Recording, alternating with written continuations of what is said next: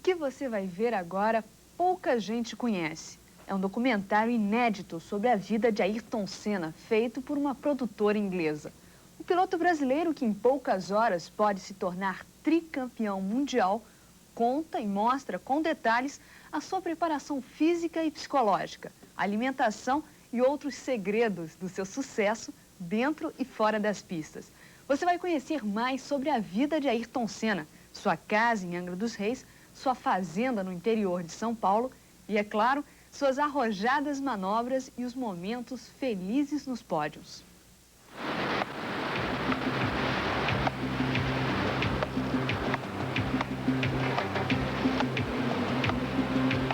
Ayrton Senna is 31 years old. He is a professional racing driver. He has twice been Formula One world champion and may be the greatest racing driver of all time.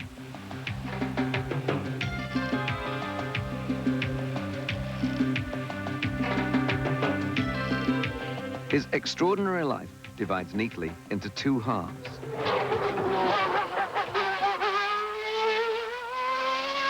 The working half is spent among the pressures and turmoil of the motor racing season. Ayrton has had an amazing life in racing. He has not only won the World Championship twice, he also has won the second largest number of races in Formula One history. And he is beyond doubt the fastest driver, proved by his record number of fastest qualifying laps. A champion is constantly on view to the public, pursued by fans and, of course, by the world's media. You've been happy with the testing so far?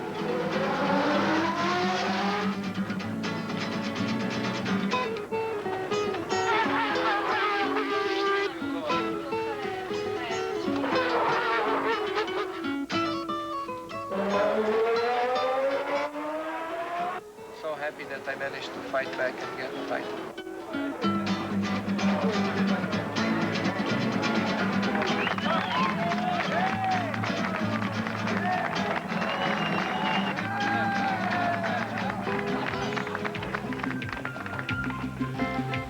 The other half of Ayrton Senna's life is spent in his home country, in Brazil, in circumstances that can only be described as idyllic.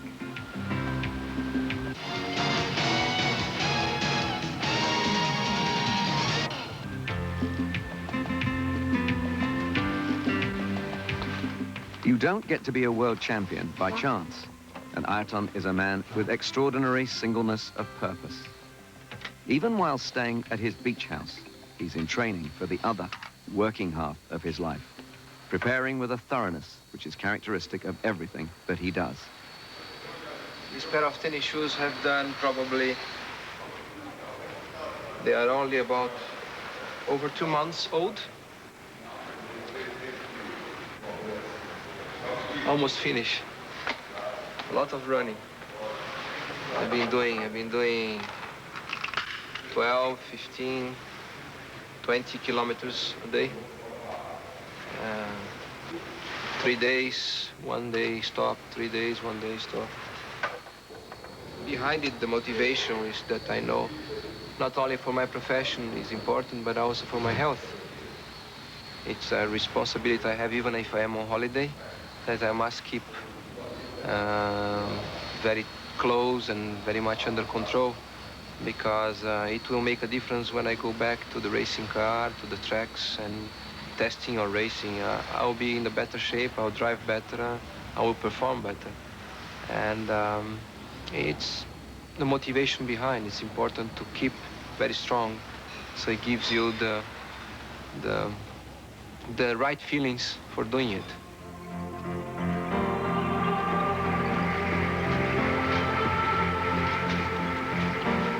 Sometimes Ayrton runs on the beach, but today he's heading for a less glamorous location, an oil jetty about a mile offshore from his home. This is not a man who runs at random, as much or as little as he feels like. He runs to a planned pattern, and it helps to know just how far he's running. Conveniently, the oil jetty is exactly 1.5 kilometers long.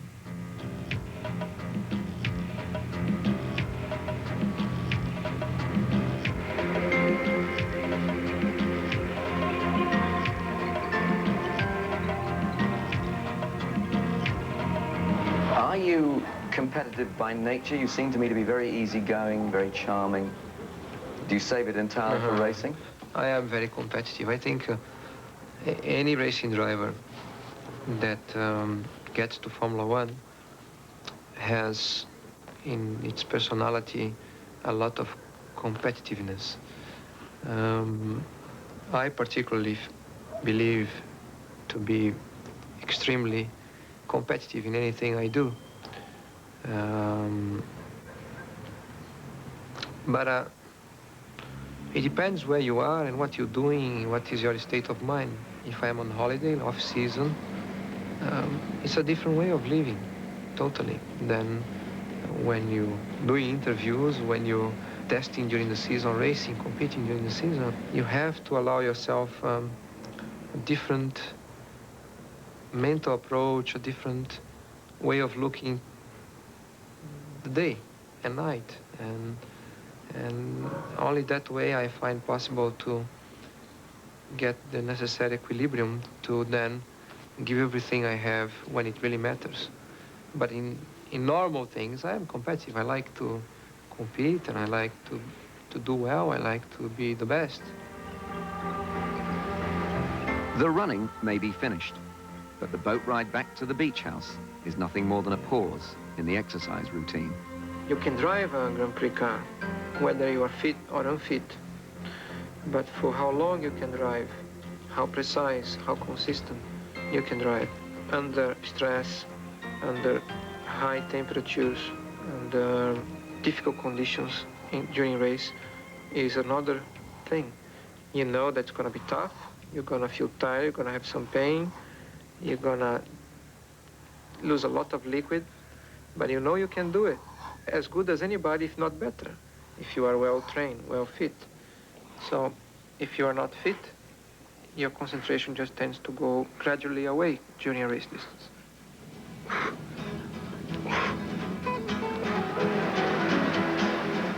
Let's take a look at a typical day in his racing life. It starts around 6:30 in the morning when he leaves his hotel.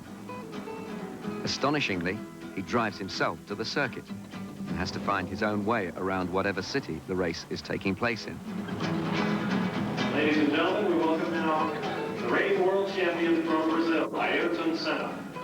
It's quite likely that before he gets to the garage, Ayrton may have to speak at a sponsor's press conference. I really like to come. It's a long way, but I like to come.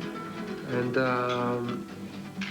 street circuit is always very much unknown. Then, his walk to his team's garage will be an obstacle course of officials, friends, and journalists. Or, when he reaches the paddock area, even while he gets dressed in his racing suit, he may have to be photographed. Ayrton's racing work for the day usually consists of setting up the car for its best performance for each circuit and its weather conditions. This means lapping the track many times, returning to the garage for discussions, and then lapping the track again. This is an all-consuming activity, intellectual as much as physical. The lunch break is entirely devoted to serious reflection on how the various settings of the car and its engine have affected its performance during the morning. The afternoon is likely to have a qualifying session. This is the most tense pre-race period, a situation in which Ayrton will go as near to his own limits as he dares to produce his fastest lap and get on pole position, the front row of the grid for the start of the race. Ayrton is the all-time master of the tactics of qualifying. His tactical mastery is part of the reason that he has the record number of pole positions.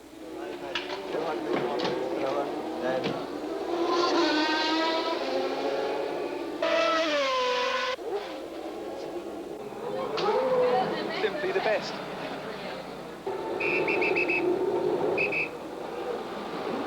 Yes, and just a fraction slower today than yesterday. Tell us about... But if he makes the fastest time, he can't go back to his hotel yet. First, he has to speak at the official qualifying press conference. Well, I think the circuit itself was slightly quicker today, but just slightly, very similar. Ayrton has done this so many times that it's now a well-honed performance, but still, it takes time and adds to the stress of the day. And even after that, in the evening, when you might think he will just have a quiet dinner, you're quite likely to find him in the garage again. In this case, trying to improve the fit of his helmet. On this particular day, Ayrton had now been at work for some 14 hours. The build-up to the race, while the drivers sit in their cars and the media are allowed to prowl among them, is a period of great tension, partly eased by Ayrton's trainer, Joseph, with some cooling water for his neck.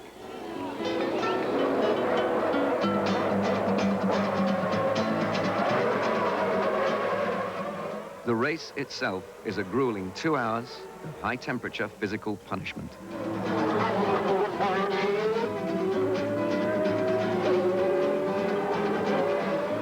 Drivers are subjected to 5 times the force of gravity in braking, 3G on acceleration, and 4G in the corners. This means that a driver's head with its helmet has a sudden 4-fold increase in weight, up to about 50 pounds. Imagine the effect of that on the neck over a period of 2 hours, and you can see why this unrelenting effort is necessary.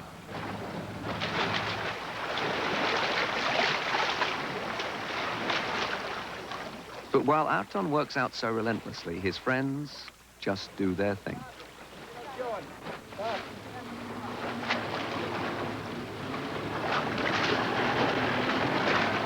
By the time he's finished exercising, Ayrton has worked up a healthy appetite. Ayrton, can you eat what you like? Pretty much. Not only what I like, but as much as I like to, as much as I want to. I don't normally have a problem with any kind of food. Of course, I try to eat healthy food. I love fruits in general. I like also typical Brazilian type of food like rice, beans, potatoes, salad. But I avoid red meat now for a few years. I cut it slowly. But when I'm in Brazil, I eat a little bit from time to time. I eat a lot of fish, particularly when I am in the beach house.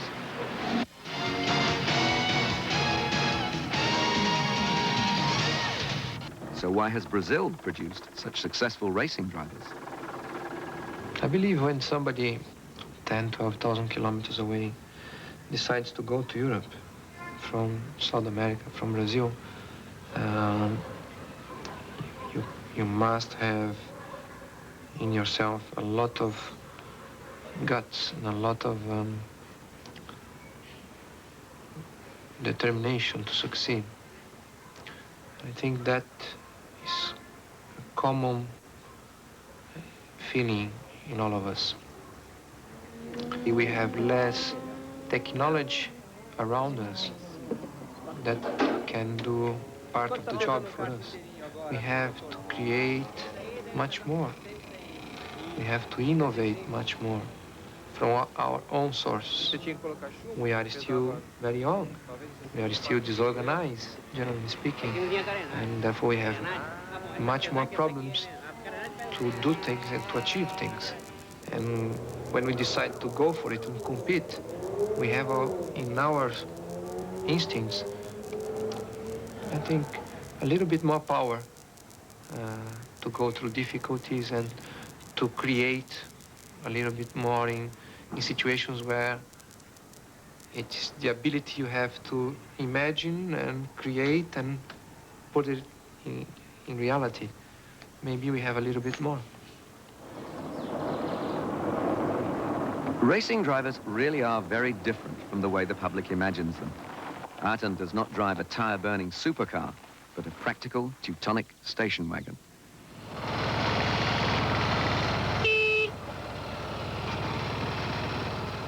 When he's not at his beach house, Ayrton spends time on his country estate, 100 miles from São Paulo. This is a totally different environment from the beach house, but in its own way, as carefree. Were these lakes here before? There were originally two lakes. This one was the higher one. And we decided to join them. And we made one big lake, which is over 1 kilometer long. The water is a natural water, it's spring water, there is no outside water, it's completely clean. So it's beautiful to water ski, jet ski, swim, and just play water sports, which I love. And we also are planning to put some fish here, 15, 20,000, to then be able to also to fish a little bit and have a fresh fish, the ones we like most, and have fun. Now, over here, what are these buildings I see here? Well, they were not in the farm when we bought, and then part of our development program, we decided to build those houses for the workers. And so we have built so far about 10 houses, and the people who then work for us can have a good way of life. And also, it's nice to see new things done properly with the right shape, right design, right style. We are also making the main house for us. It's gonna have 10 suites. They'll be facing the lakes, and we have a swimming pool down here. And then we have the main house, which is automatically connect with the suites over there, with the saloons and all the other things that we like to have in a private house. We've been working here for a year and a half already, and I believe we have another 2 years to go. Everything is facing the two lakes, so all the time our view will be the two lakes. We have a tennis court right in front, the swimming pool. We have the boathouse there on the left, and we try to preserve the trees that were here from the beginning, to have the atmosphere, the environment, as untouchable as possible. So it's gonna be nice when it's finished. This is our pier that will link the house. We have stairs going up there that go on the terrace. And that house is the boathouse, where we have the entrance. The water will actually goes into the house. So the boat go into the house, the jet skis, and we have a crane there to pull the jet ski out of the water and put it over a special place. I have there also a place for the go-karts, a place for the boat, a place for the radio control model aircraft. So it's a place only for fun. All the hobbies I like to play all the time, and I can play here on the farm in many different ways, are all concentrating there. So I will be spending a lot of my time there with my friends and my cousin and the people who like the same hobbies. Just as he was concerned that his house would not spoil the trees around it, Ayrton is determined that the estate will grow its own healthy food.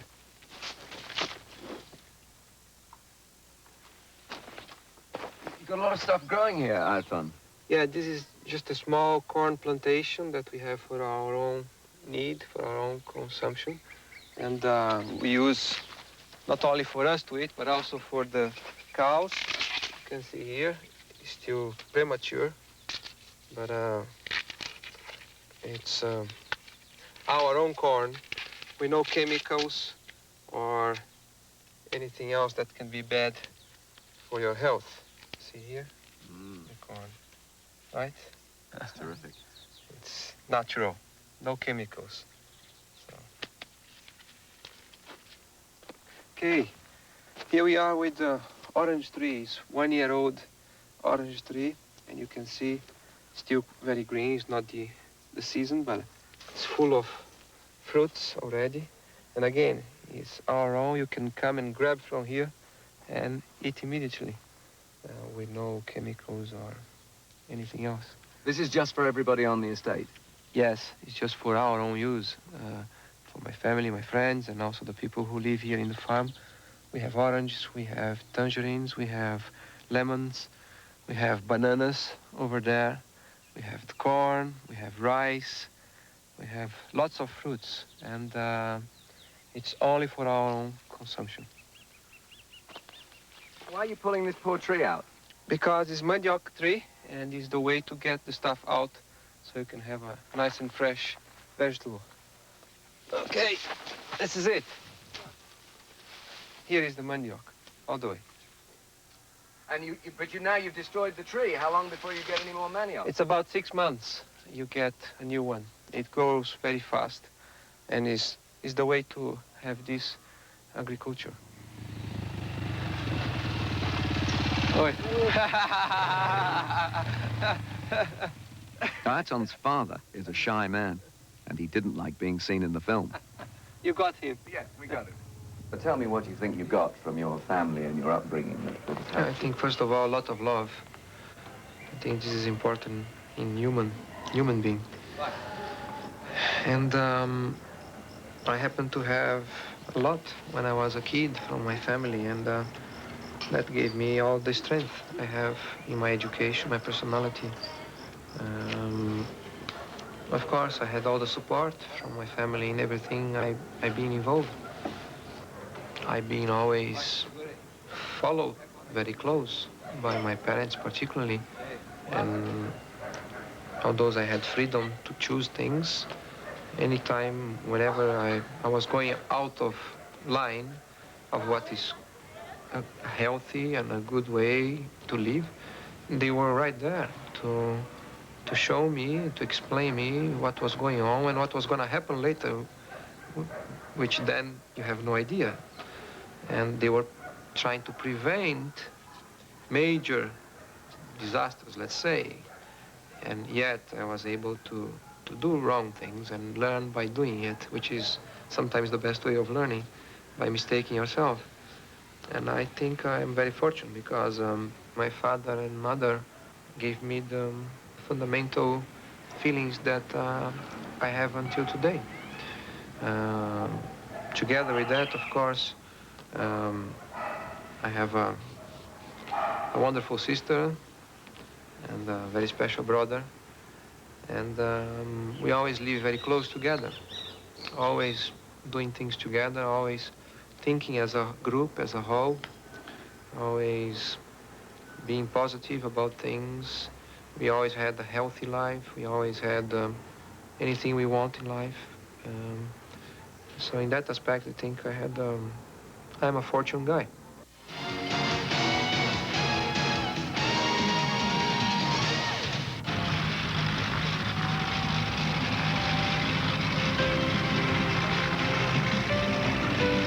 The ambiance on Ayrton's estate is a curious combination of the glamorous and the ordinary.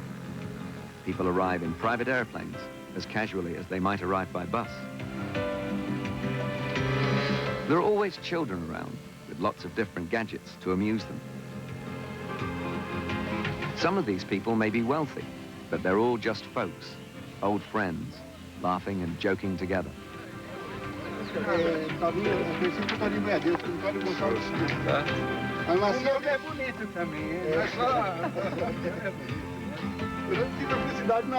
The local estate agent even dropped in, trying to sell a little parcel of land.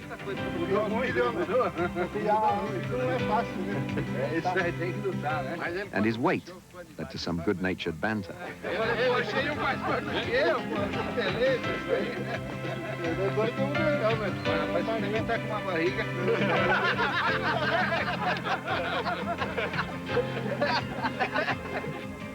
Not many people have their own racing circuit, but Ayrton Senna does, and it's for go-karts.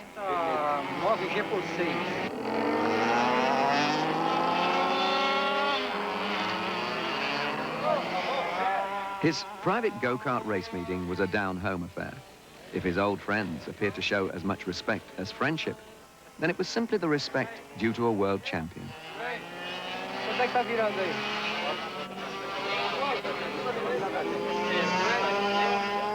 Ayrton's racing success, particularly when the crowd is concerned with any kind of motorsport, makes him a kind of local squire.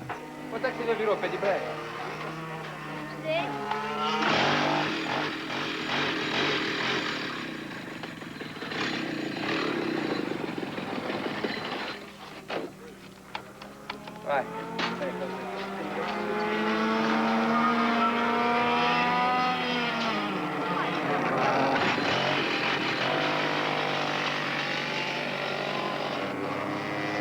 Não tinha um jogo de pneu? Tá ali, nós estamos esperando.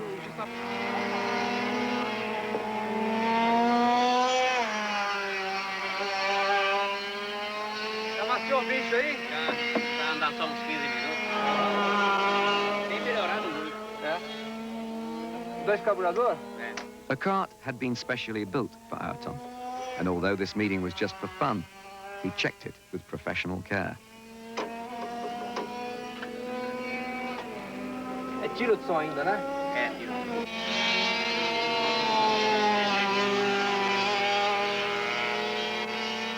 É só sentar pra mim.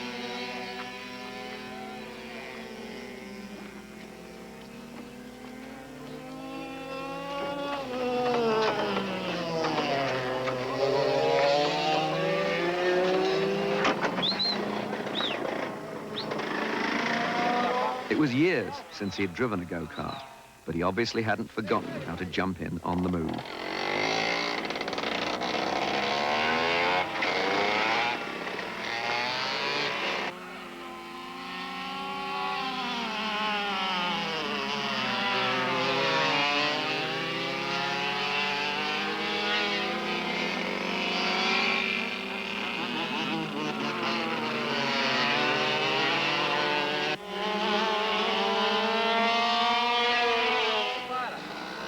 Na intermediária alta não vai, porque os outros vão, vai ficando. Embaixo ele vai, no primeiro toque não vai, depois ele estrangula. How was it, Ayrton? Fun, but they go too fast for me.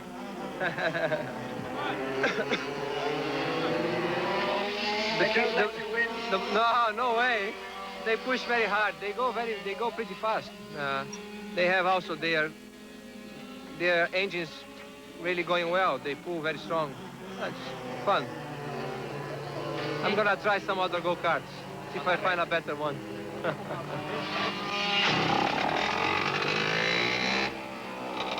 Like the professional that he is, Ayrton tried several karts.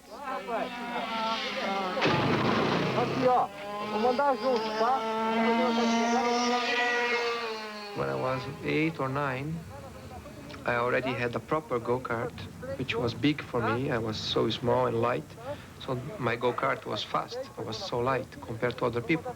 And I used to run with other people, just playing at weekends.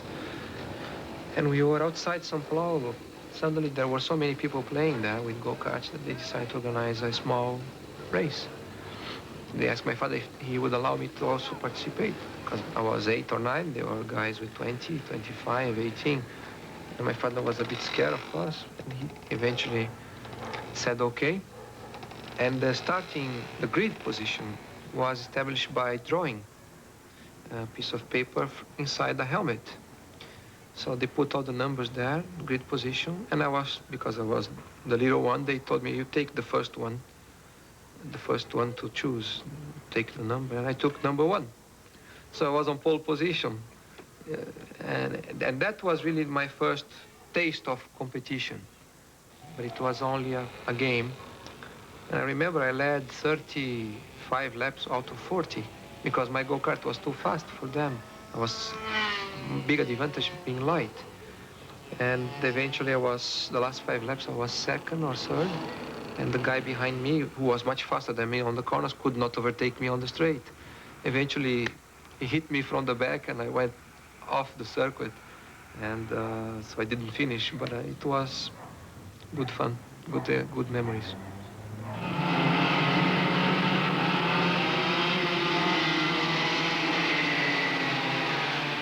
Naturally, Ayrton's friends organized a race, and they decided that it was only fair for him to start in last position. He drove kart number 42, his distinctive yellow helmet identifying him.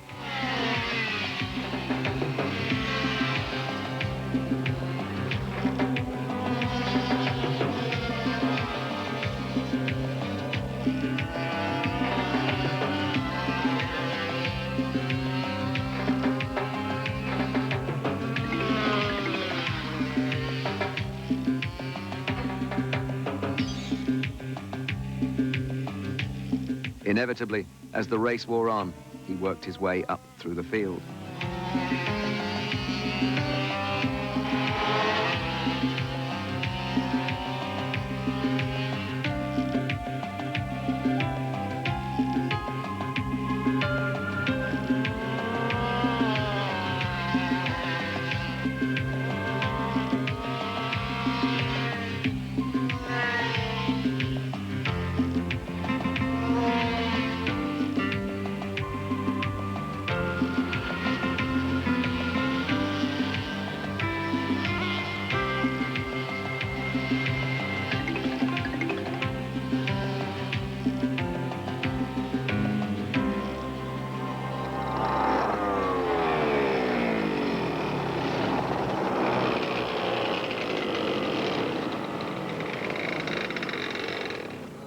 He started last and finished third.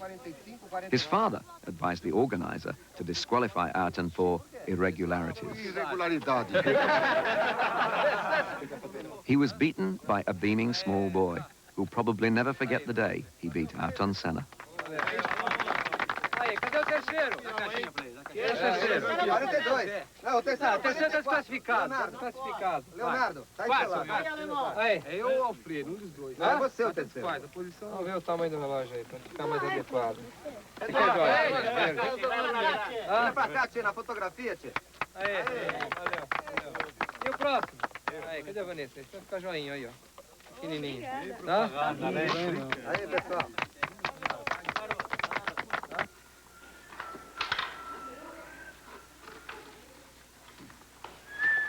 Ayrton isn't only interested in real aircraft. Model aircraft have been his hobby for many years.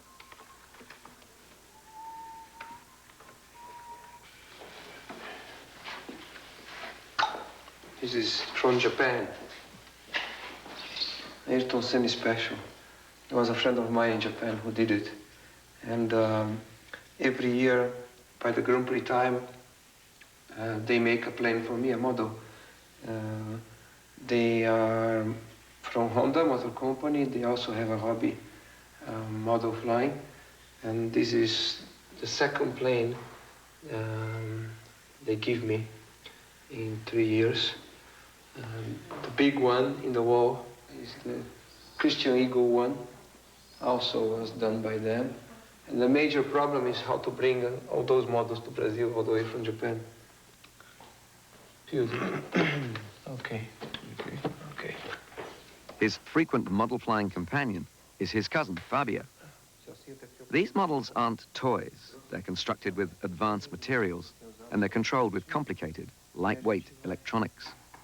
How did you find doing this when you first started? It's very difficult. I've been doing it for 5 years, and I have damaged and broken many, many models. It's a very special hobby. I love it. It's relaxing? When you're playing here, yes. When you're actually flying, it's not so relaxing because you cannot mistake. You mistake, the model is gone. And sometimes it takes months to build a model.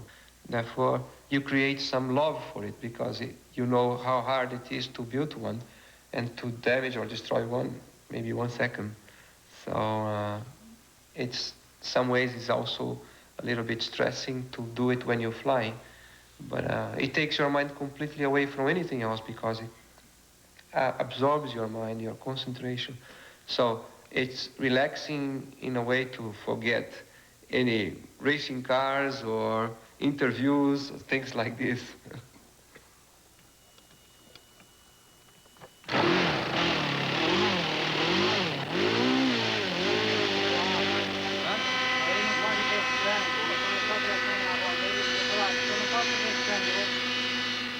This is an activity which demands great coordination, concentration, manual dexterity, exceptional sight, all qualities that successful racing drivers must have.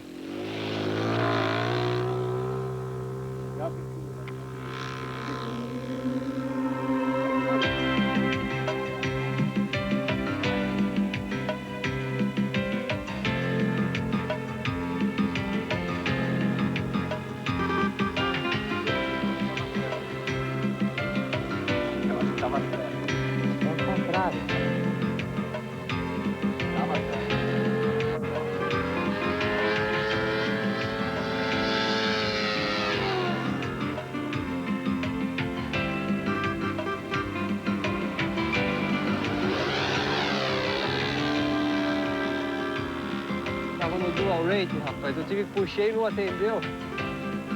Tava com um pouco comando. Vou passar aqui na frente, Brian. Nessa posição mesmo, em cima dos carros, na altura dos carros. Fica aqui, homem.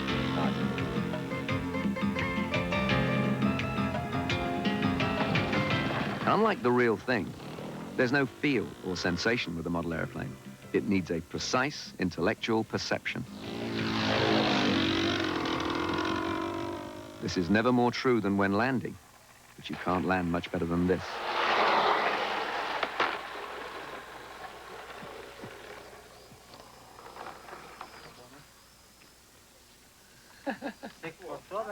You had no engine on that landing? Yeah, the engine stopped on the approach, so I was gliding only. But the plane is marvelous. It flies very beautiful, very smooth, so it's not too difficult to fly compared to other models.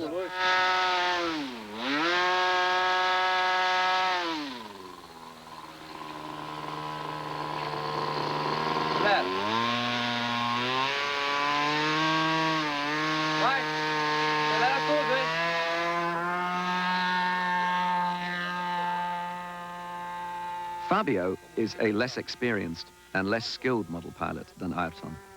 Flying needed all his concentration. When it came to the landing, Ayrton was ready with a word of advice.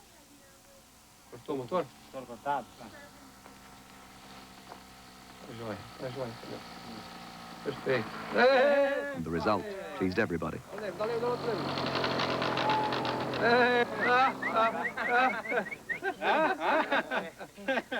It's doubtful that Ayrton's racing fans think of him as this cheerful, relaxed man.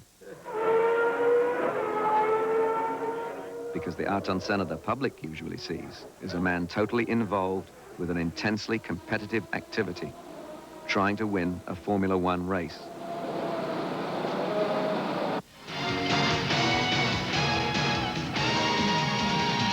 Schoolboys in Scotland were lucky enough to see another side of Ayrton. Mr. Senna is happy to answer any questions that anyone may have. Mr. Senna, which of your fellow competitors do you admire most, and why?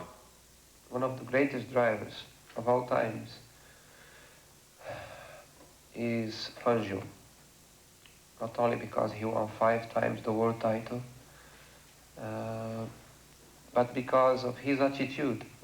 I had the possibility of meeting with him different occasions over the past 2-3 years. He came to some events, some races. I had some moments with him, and I really like his way of approaching certain situations, his concepts about life, his ideas about motor racing at his time and today. And for me, he is not only a world champion in the circuit, but also a real gentleman outside racing cars. So for that reason, I am a great fan of him, and I admire him a lot. Sir, how do you personally relate religion to Formula One?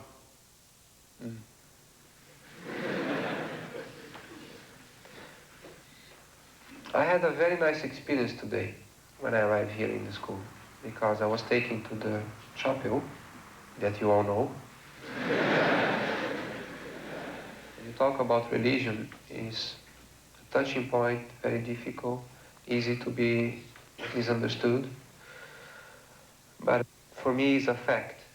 It's not only by reading the Bible, where you read black and white, but I try as hard as I can to understand life through God.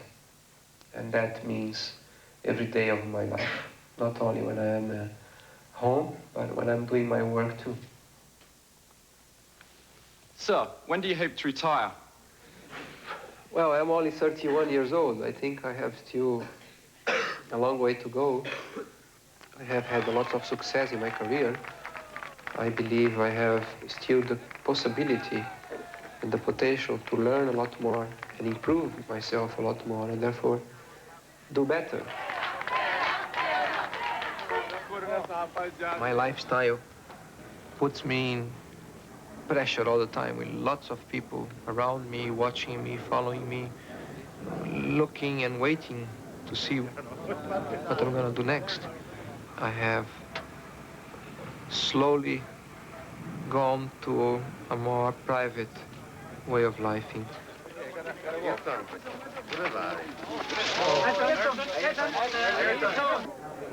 You've won the World Championship twice. You've demonstrated with all your pole positions that you're the fastest driver.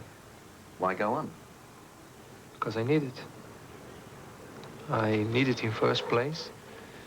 It was a kind of choice of life. The thrill I get from driving, the speed, the challenge to succeed, to be the best, to beat records in terms of being successful all the time. The records keep going. And to be the fastest, to be number one is something that motivates me a lot. And I learn about myself through it. I continuously go further and further, learning about my own limitations, my body limitations, my psychological limitations. And it's a way of life for me. Of course, there are moments that you wonder how long you should be doing it, because there are other aspects which are not nice in this lifestyle. But I just love winning. I just love racing. I just love the challenge to beat somebody else, and in many occasions even to beat myself. Ayrton's dream time is the time he spends at his beach house. After the end of the 1990 season, in December and January, he spent 40 uninterrupted days here, replenishing all the physical and emotional resources drained by his working life. Life here has the simplicity only wealth can provide. On a day when the weather is dull, Ayrton simply takes his helicopter from its concealment in the trees. Naturally, his friends, who always include a helicopter co-pilot, are ready to look for a place in the sun.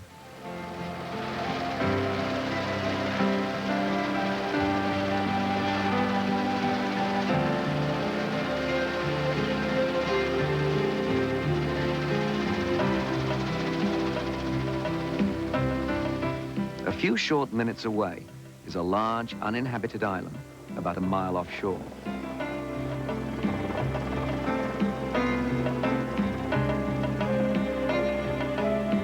On the other side of the island's mountains, the sun is usually shining.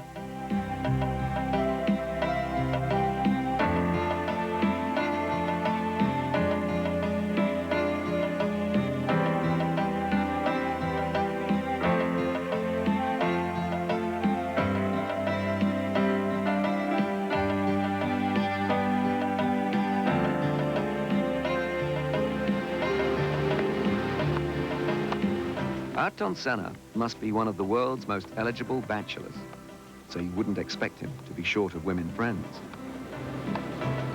My lifestyle is very particular, and it therefore makes it very difficult to have stable relationships with particularly women, because you're traveling too much, you're away too much, especially when you're Brazilian. And when I find the right woman at the right time, it's going to happen.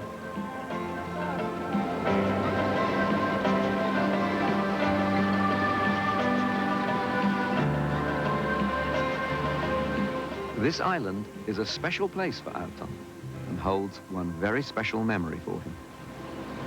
Well, I come here late in the afternoon. It was a beautiful end of the day. No cloud, just the sun going down. The beach was completely clean, and there wasn't a single footprint in it. And I run, go to the end of it, and when I turn on the way back, I realized that the whole of this was here for me. Was nobody else, nothing else. And was such a feeling of peace suddenly, and such a strong feeling of healthy, that I run harder and harder, stronger and strong, And still, I felt so good, and I remember I ran for an hour in the soft sand, which is hard, but my vision was so good, was such a good feeling that it kept my body going. And the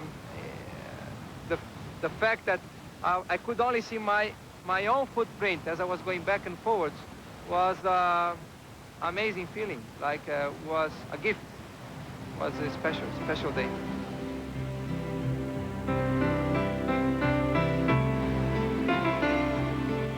But from the outside, it looks as if you have a very special life. Does it seem that way to you? I'm sure of it. First of all, few people in life have the opportunity to do what they want to do and to have their profession, what was their hobby. Secondly, to be successful in the activity that we are, very few. To have come from nowhere to where I am today, still with 30 years old, it's a great achievement. And not only that, to be healthy, strong, and still with a long way to go, with so much still to learn and achieve. It's very unique to have a good family in the modern days where divorces and things like this are so common. So our main problems, for sure, are that big when you look, generally speaking, to other people's life. And therefore, and even so, they are big to us because they are the only ones we have. So I think I am very fortunate for that.